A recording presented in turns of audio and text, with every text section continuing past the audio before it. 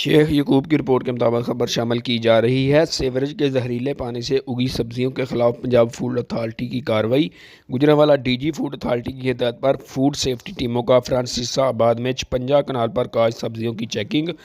16 कनाल पर काश्त हज़ारों किलो जहरीली कीड़े और मकोड़ों वाली गोभी तलफ कर दी गई। गंदे पानी से सैराब होने वाली गोभी की फसल को तलफ किया गया। सीवरेज ज़्यादा पानी से काश्त सब्जियों को सब्जी मंडी से सप्लाई किया जाना था। कवानीन की खिलाफ वर्जी पर काश्तकारों को सख्त वार्निंग जारी की गई। जहरीले पानी से उगी सब्जियों का इस्तेमाल गैस्ट्रो, टाइफाइड, हेपेटाइटिस समेत दीगर मोज़ी अमराज का सबब बनता है। गंदे पानी से सिर्फ गैर खुर्दनी सब्जियां काश्त की जा सकती हैं। सूबा भर में सीवरेज के पानी से सब्जियों की काश्त पर पाबंदी आयद है। खिलाफ वर्जी पर सख्त एक्शन होगा। खेत से प्लेट तक महफूज खुराक की यकीनी फरहमी के लिए हर सतह पर कड़ी निगरानी की जा रही है। कैमरामैन अली भट्ट के साथ शेख यकूब, न्यूज़ 4 गुजरांवाला।